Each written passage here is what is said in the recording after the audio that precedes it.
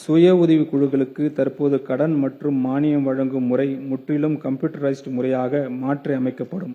இணைய தணிக்கை வசதியுடன் கூடிய இந்த முறையின் மூலம் சுய உதவி குழுக்களுக்கு கொடுக்கப்படும் நிதி எந்தவித காலதாமதமின்றி அவர்களுக்கு சென்று சேர்கிறது என்பது உறுதி செய்யப்படும்.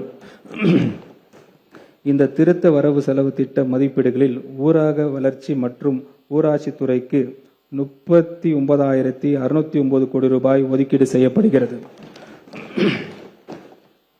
பொது விநியோக திட்டம் மூத்த குடிமக்கள், மாற்றுத்திறனாளிகள் மற்றும் ஏழ்மை நிலையில் வாழும் சமூகத்தினருக்கு பொது விநியோக திட்டத்தின் கீழ் அவசியமான பொருட்கள் முன்னுரிமை அடிப்படையில் அவர்களது வீடுகளுக்கே சென்று வழங்கும் திட்டத்தை இந்த அரசு எக்ஸ்டெண்ட் செய்து செயல்படுத்தும்.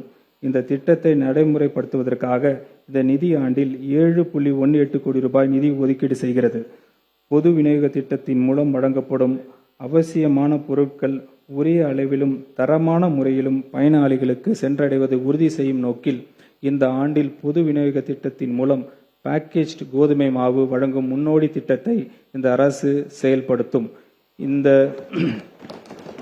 முன்னோடி திட்டத்திற்காக 18 கோடி ரூபாய் நிதி ஒதுக்கப்படுகிறது. இத்திட்டம் பின்னர் படிப்படியாக எக்ஸ்டெண்ட் செய்யப்படும். உணவு மானியத்திற்காக இந்த அரசு 14,000 கோடி ரூபாய் திருத்த வரவு செலவு திட்ட மதிப்பீடுகளில் ஒதுக்கீடு செய்கிறது. இந்த திருத்த வரவு செலவு திட்ட மதிப்பீடுகளில் உணவு மற்றும் நுகர்வோர் பாதுகாப்பு துறைக்கு 14,830 கோடி ரூபாய் ஒதுக்கீடு செய்யப்படுகிறது. சட்டம் ஒழுங்கு, பெண்கள் மற்றும் குழந்தைகளுக்கான எதிரான குற்றங்கள் இல்லாத ஒரு சமூக கட்டமைப்பை உருவாக்குவதை இந்த அரசு இலக்காக கொண்டுள்ளது. இந்த நோக்கத்தின் அடிப்படையில் பெண்கள் மற்றும் குழந்தைகளுக்கு எதிரான குற்றங்கள் ஜீரோ டாலரன்ஸ், பூஜ்ஜியம் சகிப்புத்தன்மை என்ற உறுதியான கொள்கையை முதன்மையாக கொண்டு செயல்படுத்துவதற்கு அரசு உறுதியாக உள்ளது. மாண்புமிகு தமிழ்நாடு முதலமைச்சர் அவர்கள் அறிவித்தின்படி பெண்களின் பாதுகாப்பை மேம்படுத்துவதற்காக பெண்கள் தலைமையிலான காவல் பணிகள், அவசரகால நடவடிக்கை மற்றும் குற்ற தடுப்பு நடவடிக்கைகளுக்காக சிங்கப்பெண் சிறப்பு அதிரடிப்படை அமைக்கப்பட்டுள்ளது. இதற்காக தேவையான காவலர்கள், கட்டமைப்பு வசதிகள், உபகரணங்கள், பயிற்சி மற்றும் செயல்பாட்டு தேவைகளுக்கான 354 கோடி ரூபாய் நிதி ஒதுக்கப்படுகிறது. போதைப் பொருள் கட்டணத்தை தடுக்க சட்டத்தை கடுமையாக அமல்படுத்துவதுடன் மக்களிடையே விழிப்புணர்வு ஏற்படுத்தும் அரசு நடவடிக்கை மேற்கொண்டு வருகிறது.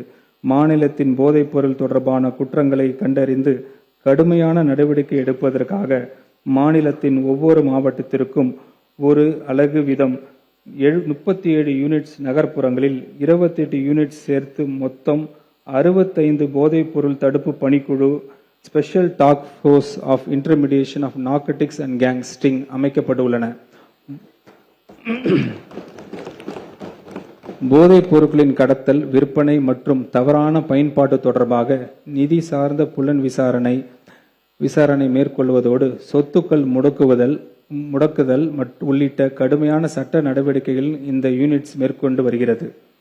போதைப் பொருள் இல்லாத தமிழ்நாட்டை உறுதி செய்யும் நோக்கில் இந்த அரசு ஒரு மறுவாழ்வு நிதியை உருவாக்கும். இந்த நிதிக்காக 70 கோடி ரூபாய் ஒதுக்கீடு செய்யப்படுகிறது. போதைப் பொருள் மற்றும் போதைப் பொருள் பழக்கத்திலிருந்து விடுபடவும் அதில் இருந்து மீண்டும் வரவும் உதவி தேவைப்படும் நபர்களுக்கு மறுவாழ்வு அளிப்பதற்காக இந்த நிதி முதன்மையாக பயன்படுத்தப்படும். ஒரு புதிய சாலை பாதுகாப்பு கொள்கையை இந்த அரசால் வகுக்கப்படும்.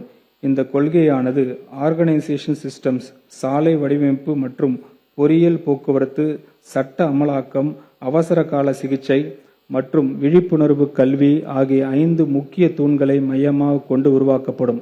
மாண்புமிகு தமிழ்நாடு முதலமைச்சர் விபத்து நிவாரண திட்டத்திற்காக 2026-27 ஆண்டுக்கான திருத்த வரவு செலவு திட்ட மதிப்பீடுகளில் 200 கோடி ரூபாய் ஒதுக்கப்படுகிறது.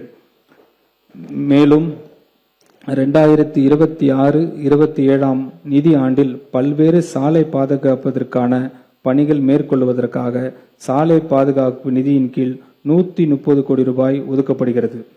சட்டம் ஒழுங்கு சிறப்பாக பராமரிக்கும், குற்றங்களை கட்டுப்படுத்துவதை திறம்பட கையாளவும் காவல்துறையினருக்கு போதுமான குடியிருப்பு வசதிகள் அவசியமாகும். இந்த நோக்கில் மாவட்டங்களில் காவல்துறைக்கான ரெசிடென்ஷியல் கேம்பஸை கட்டுவதற்கு 431 கோடி ரூபாய் நிதி ஒதுக்கீடு செய்யப்படுகிறது.